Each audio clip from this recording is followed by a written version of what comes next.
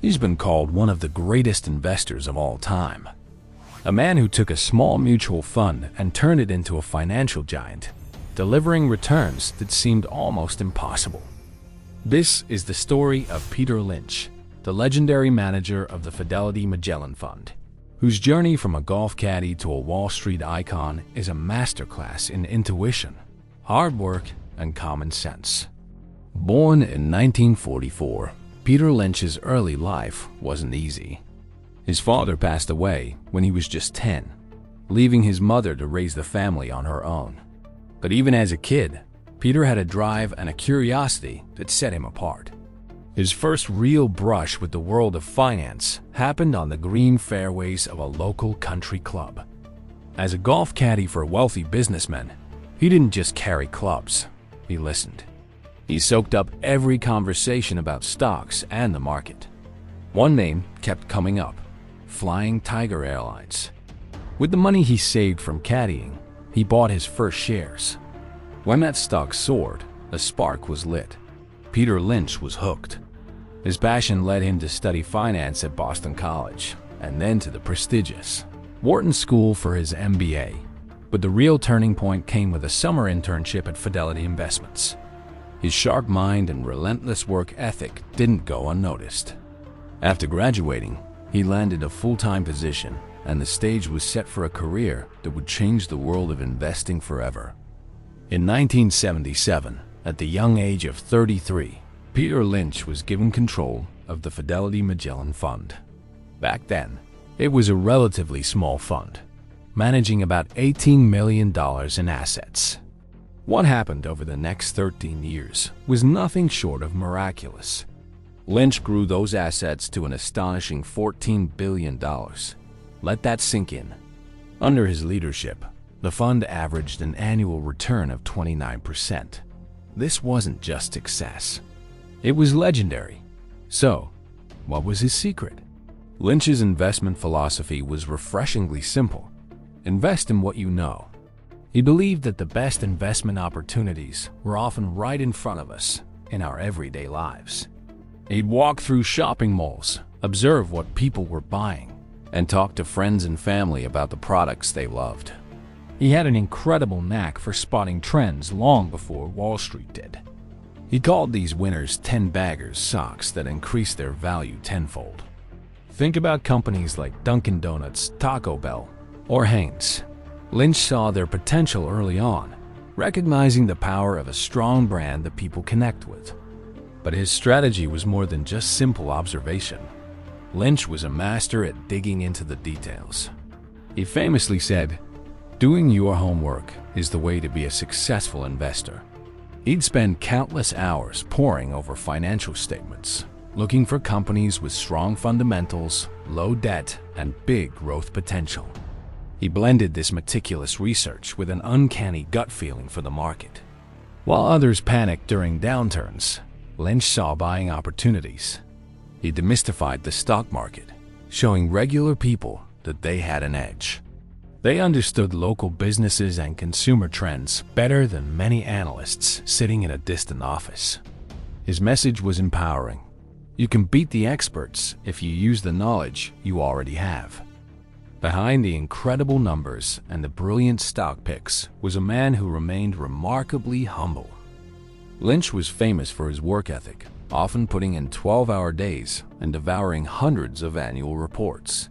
But despite his monumental success, he was always approachable and eager to share his wisdom. His books, One Up on Wall Street and Beating the Street, became instant classics. They weren't filled with complicated formulas or dense jargon. Instead, they were packed with practical advice, relatable stories, and timeless lessons. He urged investors to think for themselves and avoid following the herd, which is a trap that many fall into. One of Lynch's most important lessons is about patience. He constantly reminded people that the stock market is not a casino. It's not about getting rich quick. It's about investing in good businesses and holding on for the long term. He taught that volatility isn't something to fear. It's an opportunity. When the market dips, that's when great companies go on sale. His famous line, "The key to making money in stocks is not to get scared out of them," became a mantra for millions of investors who learned to stay calm and disciplined during turbulent times. His unshakable optimism and confidence in his own research were truly infectious.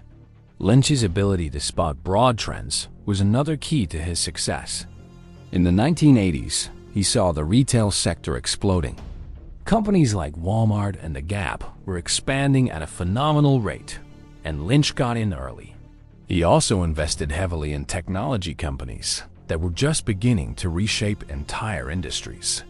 And his vision wasn't limited to the United States.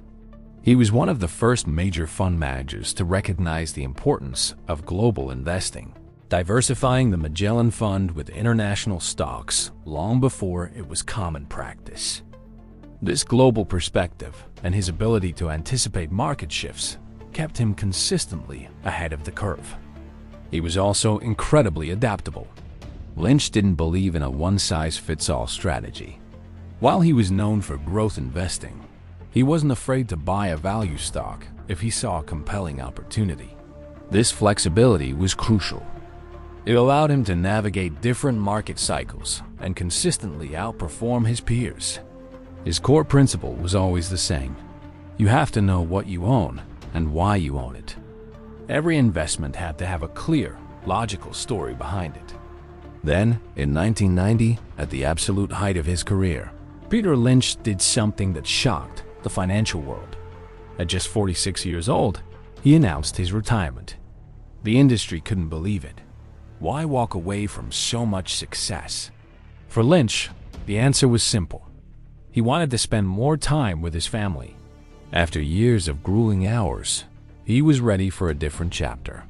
His retirement marked the end of an era, but his influence was far from over. Even in retirement, Lynch never stopped sharing his knowledge. He dedicated himself to philanthropy, serving on charitable boards and focusing on causes he cared about, especially education and healthcare. He believed that financial literacy was crucial and advocated for better education to help people make smart decisions with their money. For Lynch, success came with a responsibility to give back to the community that had given him so much. Today, Peter Lynch's legacy is about more than just numbers. It's a story of empowerment. It's a testament to the idea that with curiosity, hard work, and a commitment to your principles, anyone can achieve great things. His journey from a humble background to the king of mutual funds offers timeless lessons for all of us. His core message, know what you own and know why you own it, cuts through the noise and complexity of the financial world. It reminds us that common sense and diligence are our most powerful tools. The principles he championed continue to guide investors everywhere. His focus on understanding businesses, staying disciplined, and thinking long-term has stood the test of time. He made investing accessible, breaking down barriers and showing that you don't need to be a Wall Street genius to succeed. You just need to pay attention to the world around you. Do your homework and have the courage to trust your own judgment. Peter Lynch didn't just make money. He gave millions of people the confidence to take control of their financial futures. And that is his greatest legacy. Thank you for watching. If you found this story inspiring, don't forget to like, share, and subscribe for more deep dives into the lives of the world's greatest minds.